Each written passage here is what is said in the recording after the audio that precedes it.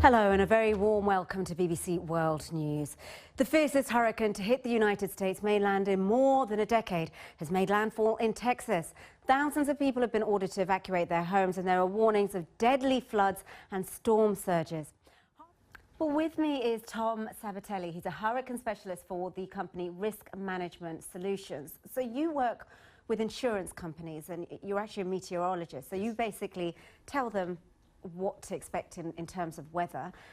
Did anyone see this coming, and what would the advice have been to insurance companies? Well, even though it's been over a decade since we've had a storm the size of Harvey make landfall in the United States, the Gulf of Mexico is an area that is always a high risk for hurricanes, given that there's a lot of warm sea surface temperatures and other climatic factors that allow for these storms like Harvey to strengthen quite rapidly. So, as I said, did anyone see this one coming in time to sort of warn people and the insurance companies as Absolutely. Well? Harvey strengthened quite rapidly, but forecasters in America were looking at the storm a few days ago and seeing that the potential was there. And so it shouldn't be any surprise to anyone that the storm is at this strength when it's making landfall in Texas. So how do people living in areas like this, that are prone to this kind of weather scenario, manage? I would imagine it's fairly high in terms of insuring your property. There's issues like the cleanup. Yeah, absolutely.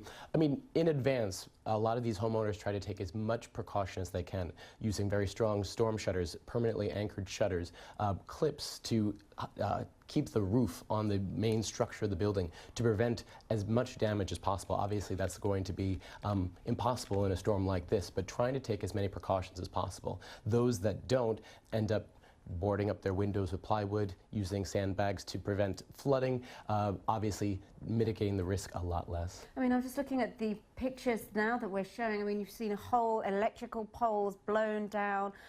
The damage it must do to people's houses. How do you even begin to put right after that? It's going to be a long, long storm, as you heard from your reporter. This is going to be a multi-day storm with up to potentially a year's worth of rain. So you have to really wait for the floodwaters to recede before it's safe to even go back and start to piece it all together. And obviously, we hope that there isn't any human life affected. Absolutely. And no casualties, but that's obviously a risk too, right? Absolutely. I mean, people who don't heed evacuation warnings are absolutely a risk, and there's a lack of public awareness of the risk because it's been so long, and so we really have to make sure that the public consciousness is aware of that risk year in and year out, even though it's just not been this long. I suppose that it is difficult as someone that doesn't live in an area that's affected by these types of storms to understand why people don't leave. Absolutely. I mean, people are very reluctant to leave their homes, leave their possessions behind, leave their memories behind, and so there's a strong attachment to owning a home and your life where you are, and people just feel that they can ride it out, but that's the most dangerous thing you can do. And is there a sense that where people have managed to ride out storms before, they become used to it and feel, you know, this is life as we know it? And yeah, I mean, people think about hurricanes, and there are different magnitudes of hurricanes. So if people have been through a weaker hurricane before and they thought they rode it out, they think that this one's going to be maybe just the same. But obviously, Harvey is a much more intense hurricane than I think anyone in Texas has seen in recent memory.